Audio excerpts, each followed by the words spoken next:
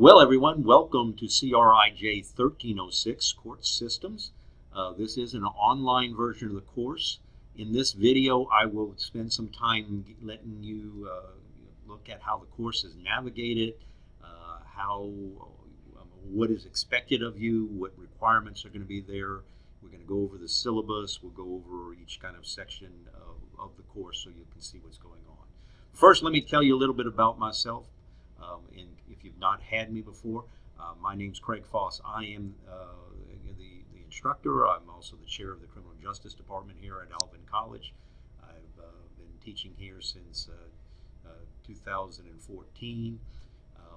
I am a retired police officer twice. I retired from the Galveston Police Department after 21 years and then retired from the Dickinson Police Department to take this job. I spent 13 years there as a detective. So got 34 years of full-time work as a police officer. I'm still commissioned and occasionally work for Dickinson Police, mostly teaching classes there. So I do still hold the commission. I spent most of my career as a detective or identification officer, so I kind of look at things from that side of the perspective as opposed to the patrol side. But also with that, I get to spend more time in court than most of the patrol officers, especially when I worked in Galveston as an ID officer. A lot of my forensic work ended up in court. So while very few cases, less than 10% of cases that are filed on actually have a trial, I did have the opportunity to be a part of many of those trials. So now let's get out of the way and we will talk about the course and how you get there. If you are new to the college and you should have taken the online course to teach you how to get into the course, the online orientation class. But if you need a little bit of refresher, easiest way to get to the college, the Blackboard that we have our class hosted by, is to go to the Alvin College webpage, simply alvincollege.edu. When that page comes up, here up at the top is a thing called the pod. When you click on the pod, it will bring you up to a page. I've got the student version already set up because we get a different version as the instructors. Let me move over out of the way. Again, y'all's is a little bit different than mine. Your classes, in the instructor version, we have a generic link to Blackboard. If you're listening to this video or watching this video online, because I send it out as an email, which I will, and you can't get into Blackboard, here is the number for Blackboard support. If you can't log into our page here, you'll need to contact the college IT department, and they will be glad to help you. There's contact information. I'll show that to you a little bit further into this video.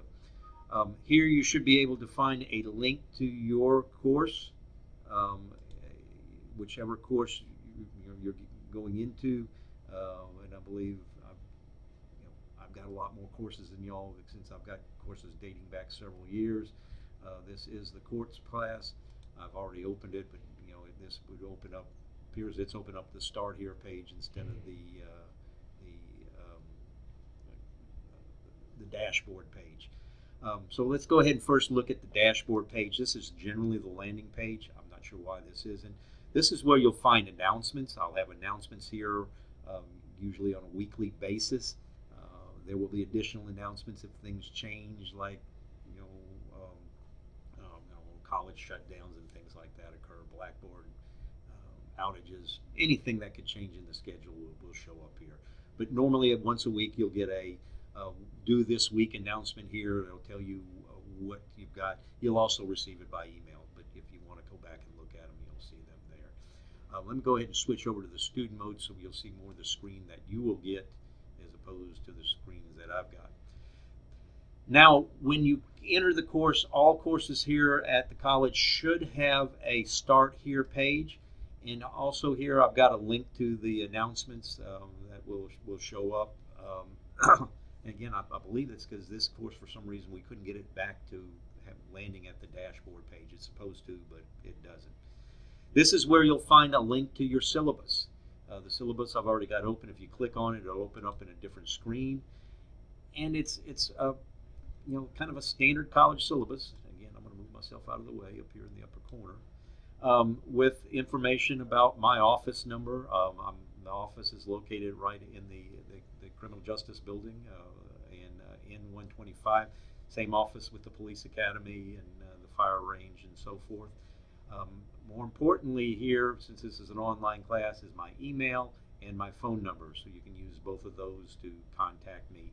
If you've got a course-related question, the best thing to do is send me an email, as there will be a record of it. And it's probably easier to get a hold of me by email, particularly if you're looking at taking the classes at night and so forth. The standard information, course title, the hours, and so forth. The term this one is spring of 2020. If you're watching it in a later one, the syllabus will be updated each semester. I've got a note here just to let you know this is not a self-paced course. However, you will be allowed to work ahead, but you must make the deadlines for each assignment. There will be weekly deadlines that you're expected to. Now, if something is due the first week, as long as you get it done the first week, you're good. If you want to work ahead and you want to get in the first 4 weeks, complete the whole course, don't do it, but more power to you. Got it set up so you can work in advance, because I've got a lot of students who work in jobs that have kind of a rotating shift, and it just kind of makes it more convenient to be able to work ahead. If you've got your long change, you can do a couple weeks worth of work, and then just got to remember to stay up with the deadlines. The only real thing that you can't work ahead too far is the follow-up posts that you're going to need to do to the discussions, because somebody else has to post material before you can actually do a follow-up. But other than that, you can go back and fill those in at a later date if you would like. The next thing on the syllabus is communicating with the instructor. You need to communicate with me by email. My email address is cfoss@alvincollege.edu. You need to email me from your student email account. If you email me from a personal account and I catch it, I will send you an email back saying that I received an email from you. However, I am unable to answer that because it must be sent from your school account. This has to do with privacy and then the laws regarding student privacy, the FERPA laws. So we've got to make sure that we know who we're getting the email from. If you do have some questions, I mentioned earlier that I would give you the way to get a hold of the school IT department, and their number is 281-756-3544. Again, we'll show you where you can find a link to that inside Blackboard later on. Now, if you need help getting into Blackboard, this is the number to call. Course description, it's a 3-hour lecture course. Lectures are going to be delivered by video, and it looks at a study of the court system as it applies to the structures, procedures, practice, and sources of law in the American courts using federal and Texas statutes and case law. Upon student learning outcomes, upon successful completion of the course, you'll be able to describe the American judicial system, both civil, criminal, and juvenile, their jurisdictions, development, and structure. You'll be able to analyze the function and dynamics of the courtroom work group. That's the people that work in the court, the lawyers, the probation officers, the judges, and so forth. Identify the judicial process from pretrial to the appeal, starting with when the crime occurred all the way through going up, if you want, as high to the U.S. Supreme Court. Probably not going to hear your case, but you can try. And describe the significance of constitutional amendments, doctrines, and other sources of law in the American judicial system and how they affect the courts. There are no prerequisites for this course. The textbook can be found from the Alvin bookstore. You can use the bookstore to get the ISDN number and go online and maybe find it cheaper. It may be cheaper at the bookstore. You can use a digital version, or you can use the actual hard copy, whichever you like. Here's the course outline. Typically, we'll be covering one chapter per week. You will have to watch a video on that chapter, take a quiz, and participate in a a discussion on kind of the key terms that are going to be used in the exam, kind of the exam review. But we'll go over that when we get back to the course itself. You'll have 4 exams during the semester, 3 regular exams and a final. We have spring break. You have a research paper and you have to write it. If you don't write a research paper, you will fail. Recently had a student with a C average who failed one of my courses because they didn't do the paper that was for the course. I mean, you can't pass it without it. You also can't pass it unless you present your paper. Now that presentation can be either done here on campus. We have a date set up for that. It will be in the course schedule. We also allow you to present by videotaping yourself, presenting it to several people, but we will get on to that in a minute.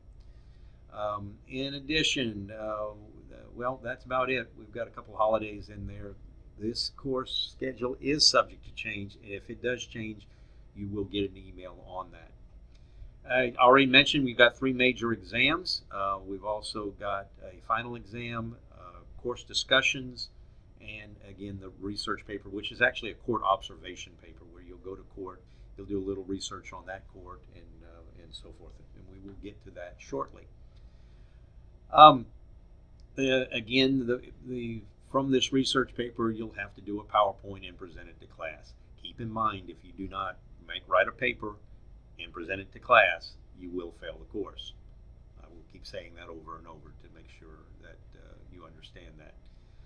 Participation is gauged by completing, and is attendance, completing deadlines throughout the semester, and participating in the online discussions.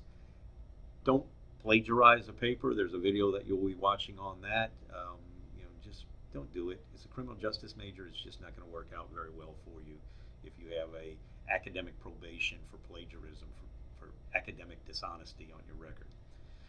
The grading system, the major tests are all worth 15% of your grade.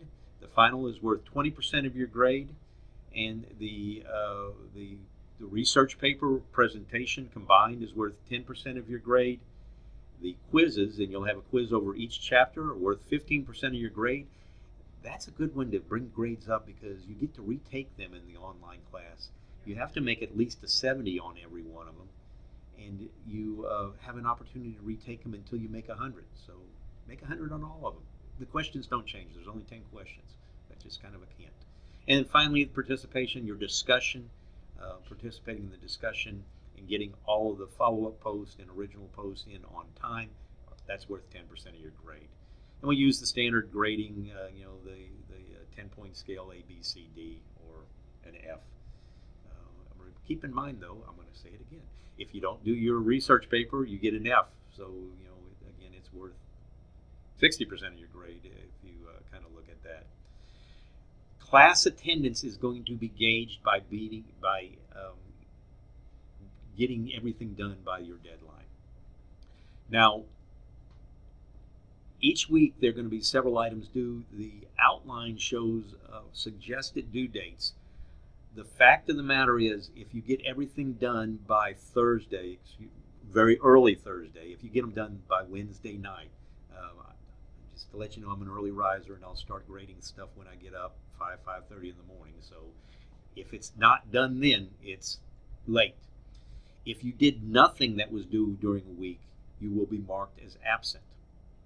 If you did some of the work but not all of the work, you will be marked as late. Now, 2 lates equal 1 absent. If you are marked more than the equivalent of 3 absences, then you're going to lose 1 letter grade on your final semester grade.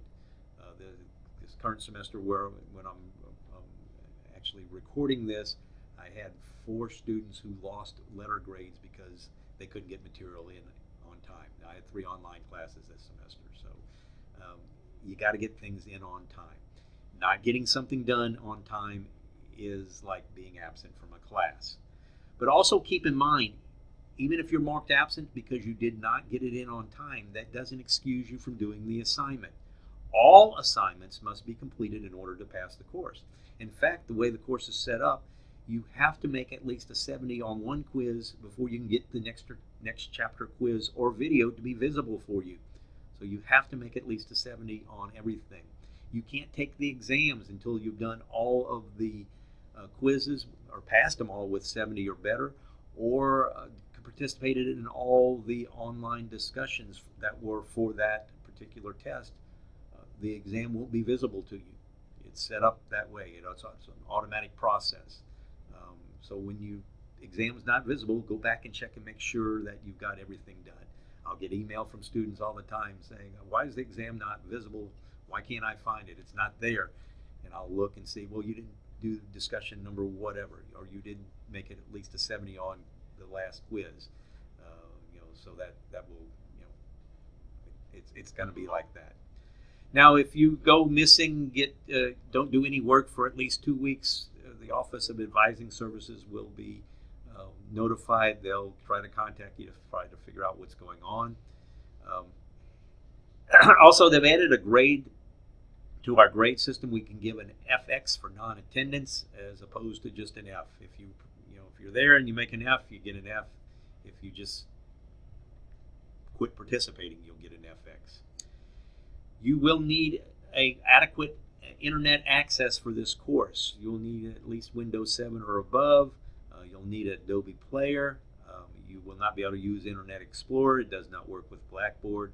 I guess the Microsoft Edge does, but I don't recommend it. Probably want to stick with either Chrome, maybe Firefox.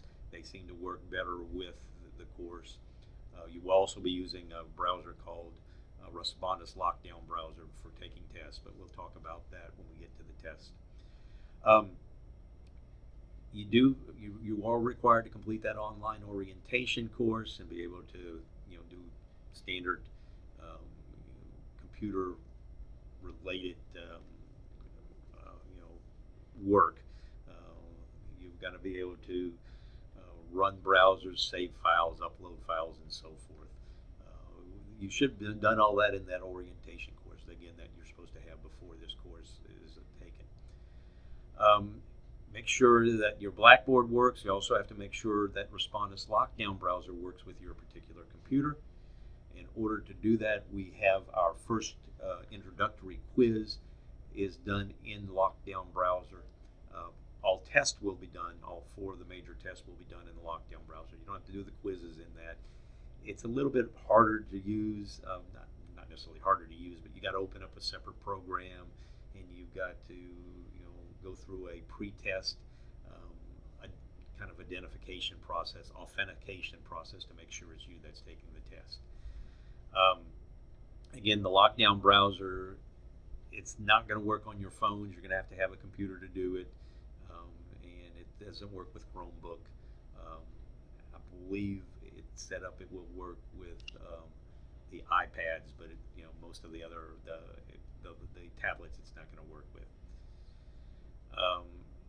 You will also need to have a microphone and camera as part of the Lockdown Browser setup. If you don't, you can come to campus and take them in a proctored setting, all the exams, including that introductory exam, either at the testing center or in one of the classroom, testing rooms we have for the Criminal Justice Department. Just email me and let me know you need to take it on campus, and we'll take care of it. We do have a Respondus Lockdown Browser video that they've put together from the company. I've also got one that I set up that's set more like on, whoops, let me get back to the right place. Where did it go? Well, that's real good. I done lost it. I guess I need to hit the back key. It didn't open in a different window. Okay. I love technology. So let's get back to where we're at, the Respondus Lockdown Browser. I'll show you a little bit about that real quickly when we get to the class setup, and where you get the download link here. It's also found right here, and there are a lot of instructions. You should have already done this in that orientation course, and we should know that your computer will work with it. Student Code of Conduct. This is going to be the standard language of the ACC. I believe it's been updated after I posted this. The next day I got an email that they've updated it, so there's some changes into that. It will be in the syllabus that you can open up online. In the course will have any updated information. They also said they had some updated information on this 6-drop program. So read those. And again, this is kind of everything that we've got. Just be sure you read your syllabus. Okay, the next thing on here, I've got a link to my grades. This is where you can find all your grades if you've taken any courses. This is where you can kind of go back and look at things. It will have your grade over here. If you if you click on this, then your grade will pull up, kind of move things around. Let me back up out of here. The next thing on here is the course schedule. This will be kind of showing you where what we're doing. Subject to change, but you can always look at that. My office hours are here. Again, for an online student, the best way to contact me is through email. I generally check it through the night. Sometimes I'll look at it. If it's nothing pressing, I'll get back with you the next day. But if I'm having problems with the test, I'll try to fix things for you right then and there. These office hours will be updated each semester. And here's a link to the book. You can also go to the college bookstore to get that information on the book. Right now, it's the 13th edition of the book. They like to change editions every once in a while, make some more money, I believe. Now to the we'll go to the meat of the course. This is the weekly content. And right now, everything hasn't been updated on here, but it's pretty much going to be the same. You can scroll down through each folder and just get an idea of what you're going to be doing that week. If you click on the link, we'll go back to week 1. Click on that link, it will bring you up to the guts of the folder and have all the information. Now, the first week there's a lot to do, so don't think the course is going to be that intense throughout. But we've got some introductory work. You've got this video to watch. You've got a weekly update video that I will post beforehand. I do that once a week, kind of a real quick one the first week to just let you know what they are. We've got this introductory video, which will take the place of the one that's here right now. You've got a video on APA and plagiarism. If you haven't seen this before in one of my classes, watch it. It talks a little bit about plagiarism. It also looks at how to paraphrase things and so forth. And then we get down to the introductory quiz. Now, the introductory quiz is kind of more of a syllabus quiz. It's something that lets me know that you understand what you need to do in the course. Therefore, you need to make a 100 on it. Now, let me give you a little hint. You got to do this in Respondus Lockdown browser or come to campus to take it, one of the two. But let me give you a hint. If you don't get 100 the first time, as you're scrolling down this screen, look for some information. You probably see the answers to all the questions. It's magic if you don't make 100. It'll be there. Just kind of look for it. I've had students take it 5 or 6 times and say, the answers were all there. After the first try, the answers were there. So it's there. Just kind of look for it. Next thing you have is your first discussion. It is going to be an introduce yourself discussion board where you're going to tell us a little bit about yourself, your major, your goals in life, how long you've been here, just a little bit about yourself. You're going to have to respond to other students' discussions that we'll be doing the second week, but this kind of things. We'll have a paraphrase that we've got a newspaper article. I want you to read this article. Once you read the article, if you click on the link, you will then title the discussion. I'll go ahead and click and show you what you're going to show up. You can't read anybody else's until you actually create a thread. Then you will type your name in here and whatever you want to title, paraphrase. Same thing you're going to do on discussion. And this is real small, so I can't even see what I typed in here. Then you'll type your answer in there. Whatever that paraphrase was, whatever the article was, you don't want to look at it again. Just type what you got out of it, what you think was the important points of it, and hit submit. And then once you do that, then you'll be able to see everybody else's discussions. So let me go back to that where we're at. The next thing on here, after you've completed those two discussion boards, then we go to the first week's Chapter 1 learning objectives. Each chapter will have the learning objectives before they get into the chapter. The actual video and quiz are not visible because I didn't take that quiz and make a 100 on it as this student that is kind of the student level course, but it will be there. As soon as you make the 100, you'll see the video and the quiz. And then finally, each week, each chapter, we're going to have a chapter discussion video. For this chapter discussion video, you will it's a two-part thing, and I added the second part after some suggestions from students on our final discussion. You will be asked to make suggestions to improve the courses. So if you don't like it, that was added. You can blame whichever student in one of my other courses suggested this. Suggested having something a little bit more based upon what you liked about the course. I usually do that. That's our about the course is our final discussion, but about the particular chapter. So the first part is you want to type directly into the discussion board what it is that you found most interesting about this chapter, and tell us, was it something completely new to you, or was something that you just found interesting, or whatever.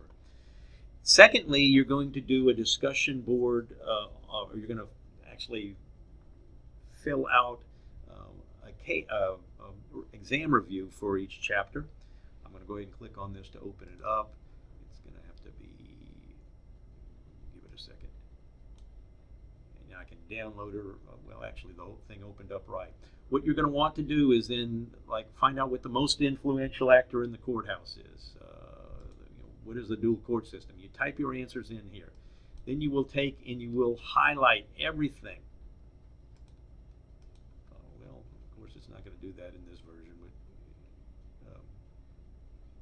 if you actually downloaded it to your well, there it goes. I hit Control A and it highlighted it. And Control C puts it in the buffer. Then when we do our discussion, click on this to go up to the discussion. Again, it's going to take. Just put your name in there for that, and then right here you will hit Control V to paste your information in there, and that way anybody can read it. When you hit Submit, it's there. And as people go back and read it, well, okay,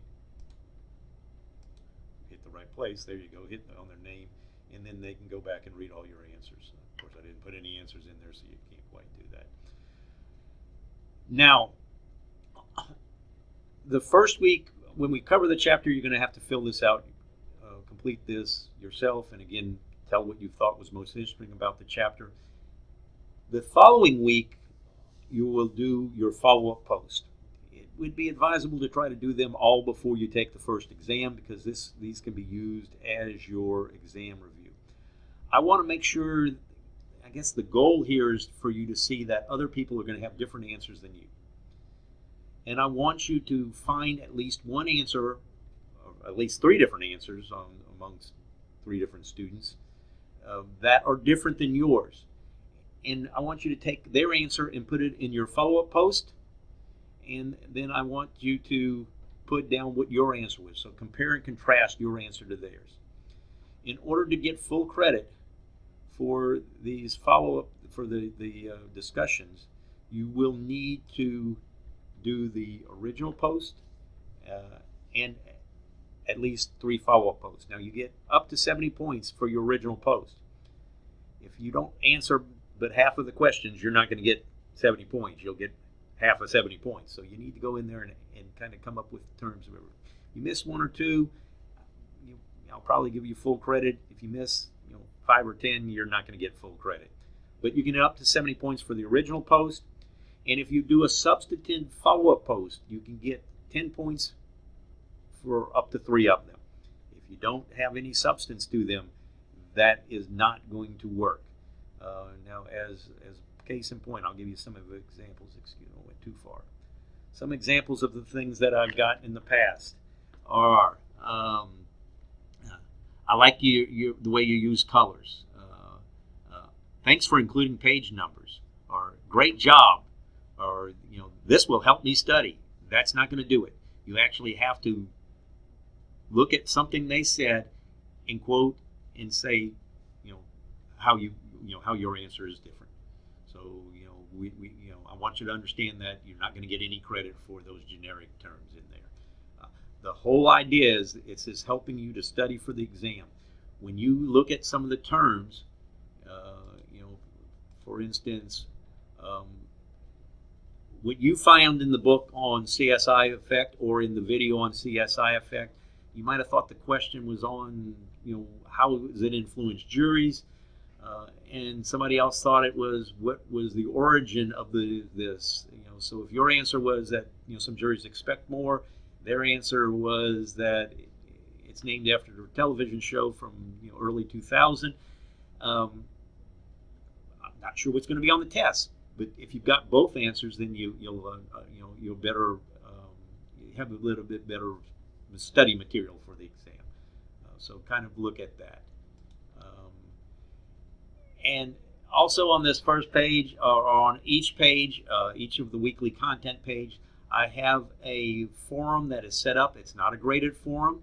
You do not have to participate in this. It's there for you to ask me questions. You may want to go check it out. This is not set up for where you have to post something before you can read things. So you may want to look on there. Someone may have asked a question that I've answered that you may have had the same question. So kind of look at it every once in a while. If you do have a question regarding the textbook or lecture, please, in your subject line, include the chapter number that you're asking the question about, and then go from there. Do not use this forum to ask me questions about your grades or other personal questions. Those type questions need to be sent to me by email to my college email account from your college email account. Now, it's very important that you check your college email. If you don't think you're going to check it enough, I've got a little video here that will show you how you can forward it automatically from your college account to your personal account, keeping in mind that in order to respond, you'll have to log back into your college account. You just can't hit reply in. But you can watch that video. I've also got my own personal video on how I've got Spinus Lockdown Browser set up. So you can watch that video to make sure it's functioning right. But it's kind of important that we have this going and that we get it early in the course. Now the other areas here that we've got, I've got an exam tab. And here it tells you when the exams are due. Well, I've got an exam that's showing up visible. I'm going to have to check the lockdown browser on that to see why it's not locked down right. None of the exams should be visible to you until you have completed the requirements for that. So exam 1, you need to have participated in discussions, chapter discussions 1 through 4, and made a 70 or better on all of the quizzes. Once you do that, if you do it the first week, you can take the exam. The only requirement is that it must be completed by February 5th. And there's a date for each one of these, and there are different requirements, so you can kind of look out what you have to get done in order to get a particular exam. It will not show visible. This one shouldn't be visible. I'm still building this course. I've only built 1 week's worth of course, or 2 weeks worth of course, so there are other information is not quite there yet. I'm doing this video because the first week course is I need to post this in that first week. Now the other thing is this research paper, which is a court participation paper. The second week of the course, there is a requirement that you come and watch this video on it, and that you make a 100 on the quiz to make sure you understand the requirements.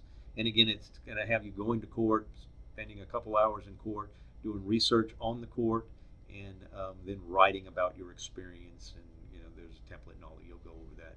This is one of the things that more students tend to enjoy than the regular research papers. So it's kind of good.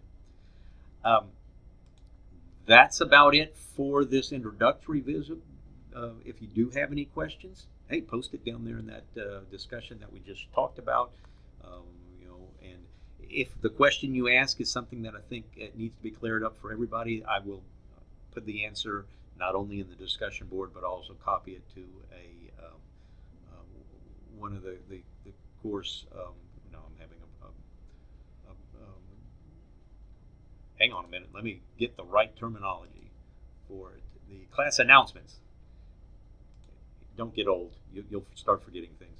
But I'll put it in the class announcements and send it out as an email blast so everybody will get them if it's something I think everybody needs to know. If it's something I can clarify that I think most people already know, I'll just answer it in that forum. So if you do have any questions, put them there and we will get back to it. I'm looking forward to working with each and every one of you this semester, and we'll be talking to you soon.